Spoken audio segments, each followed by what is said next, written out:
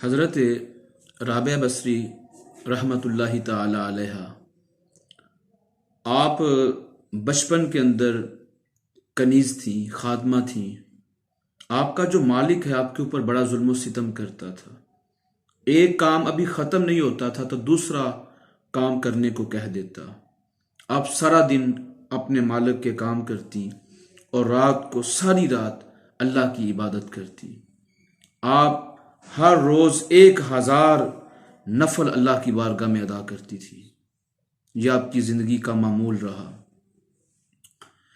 مالک نے ایک دن دیکھا کہ حضرت رابعہ بصری رحمۃ اللہ تعالی علیہ، آپ کا جو کمرہ ہے وہ نور سے جگمگا رہا ہے۔ آپ نے سجدے میں سر رکھا ہوا ہے اور خشوع و خضوع کے ساتھ اللہ کی عبادت کر رہی ہیں۔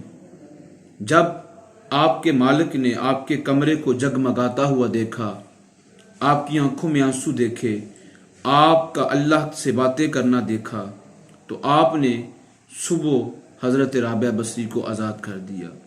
کہا، آج کے بعد میں تم سے کوئی کام نہیں لوں گا، آج کے بعد آپ آزاد ہیں۔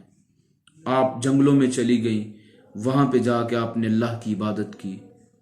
پھر اللہ کی عبادت کر کر کے آپ نے وہ مقام حاصل کر لیا کہ آپ کو اللہ کی ذات کے اوپر اتنا توکل حاصل رہا کہ ساری زندگی کسی غیر سے آپ نے 1 روپیہ بھی بھیک نہیں مانگی۔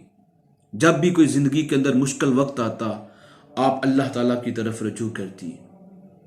ایک مرتبہ آپ نے 2 روٹیاں بنائیں، 2 درویش دسترخوان پہ بیٹھے، اتنے میں دروازے پہ ایک فقیر نے صدا دی کہ اللہ کے نام پہ مجھے بھی کچھ دے دیں۔ حضرت رابعہ بصری رحمۃ اللہ تعالی علیہ، آپ نے وہ 2 روٹیاں اٹھائیں اور فقیر کو دے دی۔ درویش بیٹھے ہوئے ہیں، آپ نے ان کو یہ نہیں کہا کہ آپ اٹھ کے چلے جائیں، میرے پاس تو 2 روٹیاں تھیں، وہ میں نے فقیر کو دے دی، اب آپ کو دینے کے لیے میرے پاس کچھ نہیں ہے۔ بالکل آپ نے یہ جملے درویشوں سے نہیں کہے۔ آپ انتظار کرنے لگی۔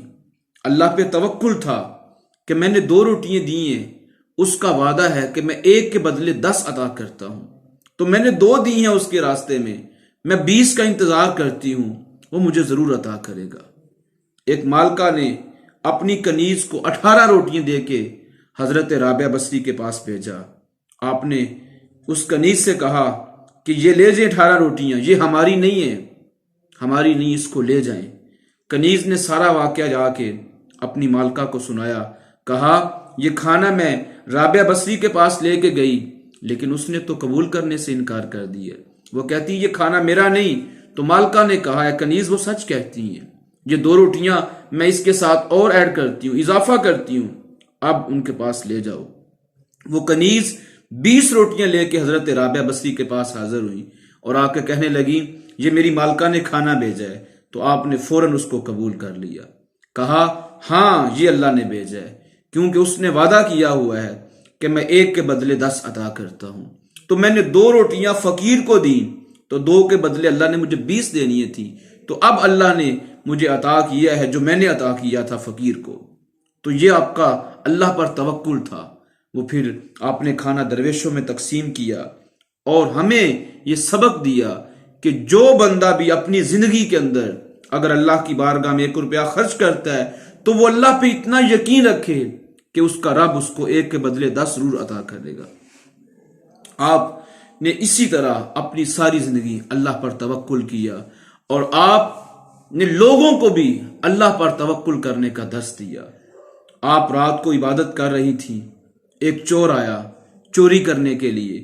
اس نے کہا، یہاں بڑے بڑے سردار آتے ہیں تو یہاں پہ مجھے بہت کچھ ملے گا۔ اس نے سارے کمرے کی تلاشی لی، آخر کار وہ مایوس ہو کے جب جانے لگا تو حضرت رابعہ بصری نے آواز دی۔ کہا، کون ہو؟ کہا، چور ہوں۔ کہا، کچھ ملا؟ کہا، کچھ نہ ملا۔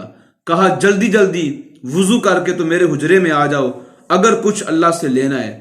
تو اس نے وضو کیا کہ شاید مجھے بہت بڑا انعام و اکرام مل جائے، مجھے دولت مل جائے، مجھے پیسہ مل جائے تو میں اپنی زندگی عیاشی کے ساتھ گزر بسر کر سکوں۔ اس نے وضو کیا، پیسے کے لالچ کے اندر وہ حضرت رابعہ بصری کے حجرے میں داخل ہوا۔ آپ نے کہا، فوراً 2 رکعت نماز نفل ادا کرو، پھر تمہیں بہت کچھ ملے گا۔ جیسے ہی اس چور ڈاکو نے 2 رکعت نماز نفل ادا کیے، اس کو بڑا مزہ آیا۔ حضرت رابعہ بصری نے سجدے میں سر رکھتے ہوئے کہا، اے میرے مولا، یہ میرے پاس کچھ لینے کے لیے آیا تھا، تو میرے پاس تو کچھ نہیں ہے، میں نے اس کو تیری بارگاہ میں جھکا دی ہے، تو اپنے کرم سے فضل سے اس کو مالا مال کر دے۔ تو 2 نفل پڑھے جب اس ڈاکو نے، اس کو بڑا مزہ آیا، اس نے 2 اور پڑھے، پھر اس نے 2 اور پڑھے، ساری رات اس ڈاکو نے نفل کے اندر اپنی رات گزار دی۔ صبح اللہ کریم نے اس کو ایک وقت کا ولی بنا دیا۔ تو حضرت رابعہ بصری رحمت اللہ تعالی علیہ آپ اللہ کی بارگاہ میں روتے ہوئے فریاد کرتی ہیں کہ اے میرے مولا، اس بندے کی عبادت کو تو نے قبول کر لیا، اس کے گناہوں کو تو نے معاف کر دیا، اس کو وقت کا ولی بنا دیا، میرے حال کے اوپر بھی رحم فرما دے، میرے گناہوں کو بھی معاف فرما دے، اور مجھے بھی اپنی بارگاہ میں قبول فرما لے۔ تو غیب سے آواز آئی، اے رابعہ، ہم نے تو اس کے گناہ معاف کیے تیری وجہ سے، ہم نے اس کو وقت کا ولی بنایا تیری وجہ سے، تو ہم نے تجھے بھی اپنی بارگاہ میں قبول کیا ہوا ہے۔ تو یہ مقام تھا حضرت رابعہ بصری کا۔ اللہ تعالی ہمیں حضرت رابعہ بصری جیسا توکل جو ہے اپنے رب پر کرنے کی توفیق نصیب فرمائے۔ والسلام علیکم ورحمۃ اللہ۔